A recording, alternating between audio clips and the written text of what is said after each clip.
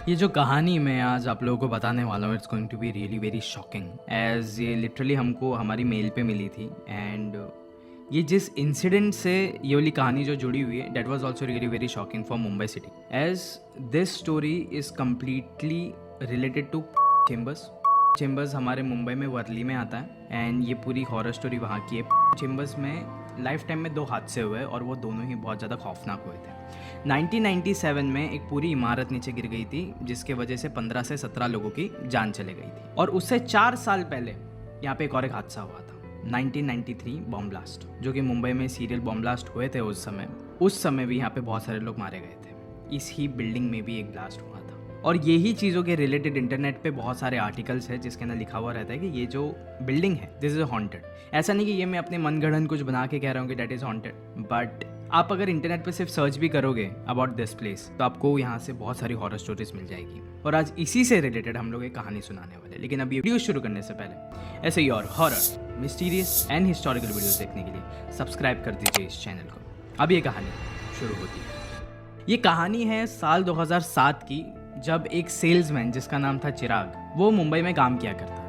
मुंबई के एक water purifying company में वो काम किया करता था, जहाँ पे प्रोडक्ट्स को उसको सेल करना पड़ता था, कोल्ड कॉलिंग करके या फिर फील्ड में विजिट करके ऑफिसेज में जाके उसको सेल करना पड़ता था। लेकिन ये जो चिराग नाम का लड़का था ना, he was really very a failure किस्म का इंसान था कि उसे हो ही नहीं पाता था कुछ। लेकिन वो बहुत ज़्यादा मेहनत करता था, हर रोज़ सुबह सुबह उठ के ऑफिस आता था। एंड 3 महीना हो गया था उसका, एंड 3 महीने में उससे एक भी प्रोडक्ट नहीं बेचा गया था। वहाँ का जो, अब ये एक बार की बात है कि वो ऐसे ही बैठा हुआ था अपने ऑफिस के कैबिन में, एंड वहाँ का बॉस था, वो आया और उसको आके कहता है कि तू तनख्वाह भी ले लेता है, लास्ट 3 महीने में तूने सारी तनख्वाह ली है लेकिन तूने एक भी मुनाफा हमारा करके नहीं दिया। अगर तूने इस महीने कोई भी प्रोडक्ट नहीं सेल किया तो हम तुझे नौकरी से निकाल देंगे। और उस वक्त ना चिराग भी बहुत ज़्यादा डर गया था कि मैं मेहनत तो हर रोज़ कर रहा हूँ ना, लेकिन फिर भी मुझसे नहीं बिक रहा, तो अब इसमें मैं क्या करूँ। वाटर प्यूरीफायर बेचने में मुझे बहुत ज़्यादा दिक्कत हो रही है, और वैसे भी इतना ज़्यादा महंगा वाटर प्यूरीफायर है, कौन ही खरीदेगा। लेकिन चिराग का जो फाइनेंशियल बैकग्राउंड था वो बिल्कुल भी अच्छा नहीं था। वो एक चौल में रहा करता था अपनी माँ के साथ। उसकी माँ बहुत ज़्यादा बूढ़ी थी एंड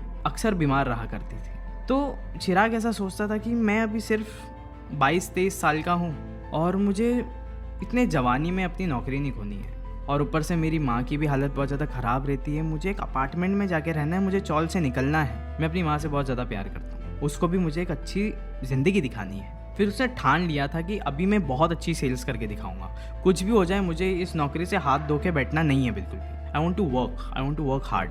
अब आता है अगला दिन, जब चिराग अपने ऑफिस में पहुंचता है, एकदम सुबह सुबह पहुंच जाता है, सब लोगों से पहले पहुंचता है। पहुंचने के बाद वो अपने कैबिन में जाके बैठता है और फटाफट बहुत सारे कॉल्स करने लग जाता है। वो कॉल्स करने लग जाता है, आसपास के सारे एम्प्लॉयज़ देखते रहते हैं कि उसको क्या, आज चिराग को क्या हो गया है। ये पूरे कॉन्फिडेंस के साथ हर एक क्लाइंट के साथ बात करता है। बात करने के बाद जब उसका बॉस वहाँ पर आता है तो तब तक वो कम से कम 4 से 5 प्रोडक्ट ऑलरेडी सेल कर चुका होता है। एक महीने में उसको टारगेट दिया जाता है 3 प्रोडक्ट सेल करने का, और उसने एक दिन के अंदर 5 प्रोडक्ट ऑलरेडी सेल कर चुका था। बॉस आकर बहुत ज़्यादा खुश हो चुका था और वो सबको उसकी मिसाल दे रहा था कि अगर आप सब अगर चाहो तो आप लोग भी चिराग जैसा काम कर सकते हो यहाँ पर। उसके बाद चिराग भी वो सब कुछ देखकर बहुत ज़्यादा कॉन्फिडेंस में आ गया था कि अब आगे जाके मैं और अच्छा काम करूँगा। फिर उसके बॉस ने कहा, देख आज तो मैं बहुत ज़्यादा खुश हुआ तेरे इस काम से, एक काम कर, मैं तुझे एक लीड देता हूँ आज। यहाँ पे ये फलाने कंपनी से मुझे कॉल आया था, उधर जा, वहाँ के मालिक को हमारे प्रोडक्ट के बारे में समझा, अगर उसको अच्छा लगा तो फिर मैं तेरे को और ज़्यादा इंसेंटिव दूंगा, तेरे 4-5 प्रोडक्ट सेल होने का इंसेंटिव से भी ज़्यादा दूंगा मैं तुझे। फिर उसके बाद ये कहता है कि ठीक है सर, मैं जाता हूँ। फिर उसके बाद ये रोकता है उसका बॉस और कहता है कि देख, ये कंपनी के बहुत सारे ऑफिसेज है, इसका हेडक्वार्टर कहाँ है पहले उसको पता लगा, क्योंकि ये लोग अक्सर अपना ऑफिस चेंज करते रहते हैं। फिर वो कहता है कि ठीक है सर, मैं पता लगाता हूँ और मैं वहाँ पे जाता हूँ। फिर वो निकल गया अपना बैग लेकर। आज चिराग को बहुत ज़्यादा अच्छा महसूस हो रहा था, उसकी तारीफ भी हुई, सबके सामने उसकी मिसाल दी गई है। सो वाज लाइक कि अगर बॉस को ना ये वाली चीज़ भी अच्छी लग गई, एक मैंने सेल कर दिया ना, तो बहुत ज़्यादा मज़ा आ जाएगा। पहले मैं जाके ये पता करता हूँ कि इनका ऑर्डर कितना बड़ा है। वो अभी पहुंच जाता है, उसने कुछ एड्रेस ढूंढे और एक उसको एड्रेस थोड़ा सा अच्छा लग रहा था कि हाँ ये थोड़ा सा कमर्शियल बिल्डिंग अच्छी खासी है, यहीं पर होगा इनका ऑफिस। ये वहाँ पर पहुंच जाता है। सामने एक अच्छी खासी बड़ी बिल्डिंग है और इसी बिल्डिंग का नाम था चेम्बर। अब वो उस बिल्डिंग के अंदर एंटर करता है और सामने लिखा हुआ था बी विंग, और उसको बी विंग में ही जाना था। गाइज, अब मैं आप सब लोग को बता देता हूँ कि ये पूरी कहानी इस बी विंग के आसपास ही है। सारी दुर्घटनाएं बी विंग के आसपास ही हुई थी, सारा इतिहास बी विंग के आसपास से ही जुड़ा हुआ है। जैसे वो बिल्डिंग के पास आता है वो देखता है कि उसी विंग के पास एक वॉचमैन खड़ा है और वो वॉचमैन उसको देखकर ना मुस्कुरा रहा रहता है, तो ये भी उसको देखकर मुस्कुरा देता है और ऐसे ही थोड़ा सा हेड को नॉड करके वो आगे निकल जाता है। जैसे ही वो आगे निकलता है वो सीढ़ियाँ अभी चढ़ रहा था, वहाँ पे लिफ्ट बंद दिख रही थी उसको, तो वो सीढ़ियाँ चढ़ रहा था, दिख रहा था पहला माला आ गया, दूसरा आ गया, तीसरा आ गया, यहाँ पे कोई लोग नज़र नहीं आ रहे मुझे।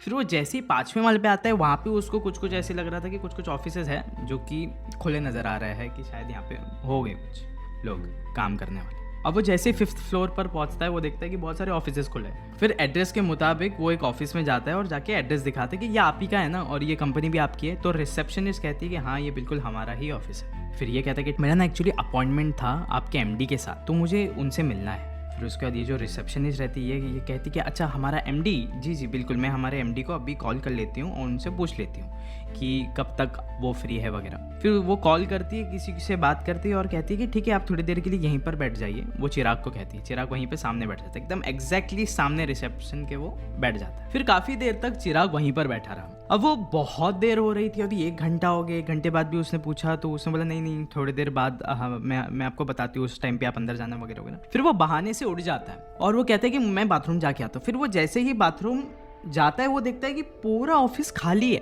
कोई भी नहीं बैठा है वहाँ पे। बस एक कैबिन उसको दिख रहा है जहाँ पे शायद से उसका बॉस हो सकता है, अदरवाइज पूरा ऑफिस खाली है। वो जाके वॉशरूम यूज करके आया वापस। फिर वो रिसेप्शनिस्ट को कहता है मैडम पूरा ऑफिस खाली है आपका। फिर वो औरत कहती है हाँ खाली है, आज फ्राइडे है ना सर, आज ज़्यादा लोग आते नहीं है काम पर यहाँ पे, इसके लिए आज के लिए मैं सिर्फ रिसेप्शन में मैं हूँ और मैं ही बस आज के कॉल्स उठा रही हूँ और बाकी बॉस है जो कि अंदर है, बस और कोई नहीं है सर। आप यहाँ पे शांति से अभी बैठ जाइए, कुछ नहीं होगा। जैसे ही सर मुझे बोलेंगे वैसे मैं आपको अंदर भेज दूंगी, शायद से कुछ काम वगैरह में रहेंगे अभी।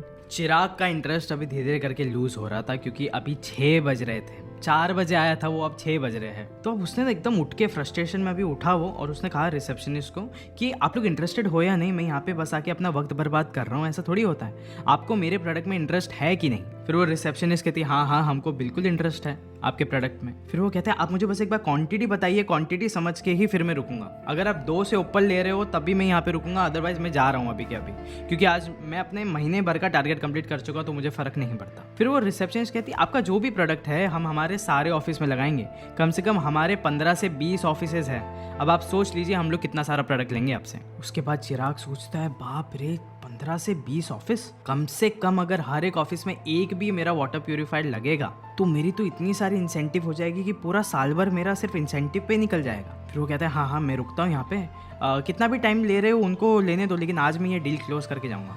फिर रिसेप्शनिस्ट एक हल्की सी मुस्कान के साथ अपने सर को बस हिलाती है और वहीं पे चिराग वापस बैठ जाता है। अब बज रहे थे रात के 8 और उसने अचानक से सुना कि बिल्डिंग के 3rd फ्लोर से एक काफी जोर के धमाके की आवाज आई और उसके साथ साथ इमरजेंसी अलार्म भी शुरू हो गए थे। और फिर चिराग खड़ा हो गया और फिर वो बाहर निकलने लगा। फिर रिसेप्शनिस्ट ने कहा कि नहीं आप यहाँ पे बैठे रहिए, ये आवाज तो हर रोज आते रहती है। फिर कुछ देर बाद काफी लोगों के चिल्लाने की आवाज आने लग गई नीचे से। फिर चिराग ने पूछा अरे मैडम यहाँ पे हो क्या रहा है। फिर रिसेप्शनिस्ट ने कहा लोग शायद अभी जल रहे होंगे साहब। फिर चिराग कहता है कि हमें उनकी मदद नहीं करनी चाहिए। फिर रिसेप्शनिस्ट ने कहा कौन ही आएगा मदद करने, ये आवाजें तो हर रोज आती है, अब तो लोग भूल भी चुके हैं इन चीजों को, इन चीखों को, इन चिल्लाहट को, उस दर्द को लोग अब भूल चुके हैं।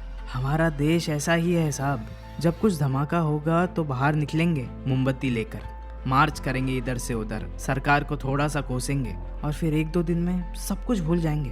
साहब आप बैठ जाइए, जैसे ही मुझे मेरे एमडी का कॉल आता है मैं आपको बता दूंगी, आप शांति से बैठे रहिए, बाहर ना जाइए वरना मौत जल्दी हो सकती है। फिर चिराग बोलता है कि मैडम ये सब आप क्या कह रहे हो, मुझे बहुत ज्यादा डर लग रहा है, आप ऐसी बातें प्लीज ना कीजिए। फिर धीरे धीरे करके वो जो चीखने चिल्लाने की आवाजें है वो ग्राउंड फ्लोर से 1st फ्लोर पे आई, फिर वो 3rd फ्लोर पे आई, फिर वो 4थे फ्लोर पे आई और धीरे धीरे करके अभी जो रिसेप्शनिस्ट थी इसके चेहरे के एक्सप्रेशंस बदलने लग गए थे, पूरा हाव भाव बदल चुका था, एकदम खौफ में हर एक चीज तब्दील हो रही थी। ये चीख रही थी, ये चिल्ला रही थी। चिराग वहाँ पे बैठे बैठे डर रहा था कि ये क्या हो रहा है इसको, भगवान बस मुझे बचा लो आज किसी भी तरीके से। ये औरत एकदम हैवान जैसा चिल्ला रही है मेरे सामने। उसके बाद वो औरत धीरे धीरे करके जलने लग रही थी, ऐसा लग रहा था कि धीरे धीरे करके उसकी जो स्किन है उसके बदन की वो सब निकल रही है, वो सब मेल्ट हो रही है, जैसे कि वो वाकई में चल रही है। चिराग भी अब जोर जोर कर चिल्लाने लग गया बचाओ बचाओ, उसने अपनी आंखें बंद कर ली और अभी थोड़े देर बाद किसी ने तो वो दरवाज़ा खोला।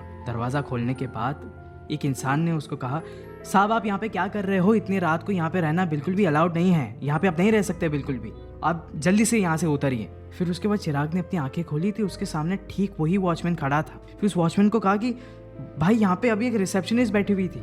फिर उस वॉचमैन ने कहा यहाँ पे ऐसा कुछ भी नहीं है, आप पहले नीचे उतरिए उसके बाद हम बात करते हैं। अब वो दोनों नीचे पहुँच गए। फिर वो वॉचमैन कहता है कि साहब आप ऊपर क्या कर रहे थे, मुझे लगा था कि आप ऊपर कुछ और काम से गए हो, कुछ मेंटेनेंस वर्क के लिए गए रहोगे आप, लेकिन मुझे नहीं पता था कि आप एक ऑफिस में जाकर बैठ रहे हो, ऊपर कोई ऑफिस वगैरह नहीं है। फिर ये कहता है नहीं बिल्कुल भी नहीं। चिराग कहता है कि मेरे ठीक सामने एक रिसेप्शनिस्ट बैठी हुई थी, मैं उससे बात भी कर रहा था, वो पूरे समय तक मेरे साथ ही थी, 8 बजे तक वो मेरे साथ ही थी, मुझे अच्छे से याद है। फिर वो वॉचमैन कहता है यहाँ पे कुछ जगहें खुली है, कुछ गोडाउन खुले हैं जहाँ पे सिर्फ केमिकल रिलेटेड काम होता है, जो कि लोगों से एकदम दूर होके हमको करना पड़ता है, इसके लिए वो चीज़ें खुली है यहाँ पे, वो भी फर्स्ट या फिर ग्राउंड फ्लोर में है, ऊपर के मालों पर कोई भी नहीं जाता है, आपको पता नहीं है यहाँ पे क्या हुआ है। फिर चिराग कहता है नहीं मुझे बिल्कुल भी नहीं पता यहाँ पे क्या हुआ है। फिर वो वॉचमैन कहता है कि 1997 में यहाँ पे एक इमारत पूरी गिर गई थी, 15 से 17 लोग मर गए थे, उसे 4 साल पहले यहाँ पे हिंदू मुस्लिम राइट्स के बाद काफ़ी सारे हुए थे 1993 में, उस वजह से भी बहुत सारे लोग यहाँ पे मरे थे, बहुत सारे लोग यहाँ पे जल कर मरे थे। इसके लिए साहब शायद से अपने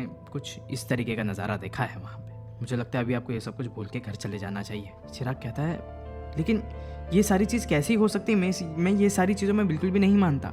फिर वो वॉचमैन कहता है आप यहाँ से जैसे ही निकलोगे आपको शायद से यकीन हो जाएगा कि ऐसी यहाँ पे बहुत सारी चीज़ है इस दुनिया में जो दिखती है लेकिन होती नहीं है। अगर आपको यहाँ पे कोई भी इंसान दिख जाए ना गलती से चलता फिरता, तो बिल्कुल भी ना मानिए कि वो इंसान है, वो भटकती हुई रुए रहेगी। अब जैसे ही साहब यहाँ से निकलोगे आप मान जाओगे कि हाँ भूतों की भी इस दुनिया में एक जगह है। फिर चिराग थोड़ा सा उस वॉचमैन को इग्नोर करके वहाँ से निकल जाता है। चिराग अपने घर पे जाता है और एकदम शांति से सो जाता है। वो इतना ज़्यादा थक चुका था ये सारी चीज़ों से कि उसने सब चीज़ें भुला दी, सो गया। लेकिन सुबह उठने के बाद उसको वापस से सारी चीज़ें याद आने लग गई। सुबह उठा, ऑफिस गया, ऑफिस में जाके सब चीज़ें बताई उसने, अपने सारे एम्प्लॉय दोस्तों को बताई कि ये सारी चीज़ें हो रही थी मेरे साथ कल। फिर वो बॉस आता है, बॉस आके कहता है कि हो गई सारी चीज़ें, बता दिया सब चीज़ें हमारे प्रोडक्ट के बारे में। फिर वो कहता है नहीं साहब मैं वहाँ पे गया था लेकिन वहाँ पे ये सारी चीज़ें हो गई मेरे साथ। उसने पूरी कहानी बताई कि उसके साथ क्या क्या हुआ।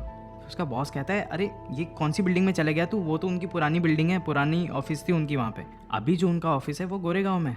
वैसे तो क्या बात कर रहा है, वो पूरी बिल्डिंग खंडर है, कोई भी नहीं जाता वहाँ पे, बस कुछ ऑफिसेस खुली है वहाँ के, वो भी बहुत लिमिटेड टाइम के लिए। फिर वो कहता है हाँ बिल्कुल मुझे बातें पता चली, वहाँ का जो वॉचमैन है उसने मेरे को बताया। फिर उसके बाद इसका बॉस ने कहा कि मैं वो बिल्डिंग जाता रहता हूँ कभी कभार, क्योंकि उसके पास में ही मेरा एक और एक घर है। वो कहता है कि उस बिल्डिंग में कोई भी वॉचमैन भी नहीं है, खाली है वो बिल्डिंग, खंडर है बोली बिल्डिंग, कोई वॉचमैन अपनी जान क्यों दावे पे लगाएगा वहाँ पे जाकर। और ये सुनने के बाद चिराग के पैरों तले ज़मीन खिसक गई। फिर उसको याद आया उस वॉचमैन ने क्या कहा था कि साहब आप जब यहाँ से निकलोगे तब आपको यकीन होगा कि भूत प्रेत जैसी चीज़ें होती है, और आपको पता चलेगा कि आसपास यहाँ पे जितने भी लोग भटक रहे हैं उसमें से काफ़ी सारे लोग भूत भटक रहे हैं। और ये सुनने के बाद वो उसी चेयर पर बैठ गया अपना सर पकड़ के कि ये एक दिन में मेरे साथ क्या क्या चीज़ें हो गई। आज इस वीडियो के अंत में मैं आपसे बस इतना ही कहना चाहूँगा जो मैं हमेशा से कहता आया हूँ, हर एक जगह का इतिहास पहले जान लीजिए कि वहाँ पे क्या हुआ था क्या नहीं हुआ था, उसके बाद ही उस जगह पर अपना कदम रखिए। कोई जगह होती है जो कि पहले से ही मनहूस होती है, पनवती लाएगी आपकी ज़िंदगी के अंदर, इसलिए वहाँ पर आप कदम ना ही रखिए। बहुत सारे ऐसे इलाके होते हैं, जैसे अगर आप कुलधारा विलेज में जाने की कोशिश करोगे और आप वहाँ पे जाके कुछ अच्छी चीज़ एक्सपेक्ट करोगे तो वो चीज़ नहीं होने वाली बिल्कुल भी। वहाँ पे आप सिर्फ नेगेटिविटी देखोगे और अपने घर पर भी नेगेटिविटी ही लाओगे। और ऐसे बहुत सारे इलाके हैं इस दुनिया में, हमारे मुंबई शहर में भी है, दिल्ली शहर में भी है, बेंगलोर शहर में भी है, हर जगह पर है। मुद्दा ये है कि आप किस पर यकीन करते हो। और एक बहुत पुराना डायलॉग है और बहुत ज़्यादा फेमस डायलॉग है, लेकिन वो हकीकत वाली बात है, सच बात है कि हाथ से बताकर नहीं होते। आपको तो ज़्यादा बेहतर पता हो। So guys, my name is Aman Parkar and मैं मिलूंगा मेरे नेक्स्ट हॉरर स्टोरी में। शुक्रिया।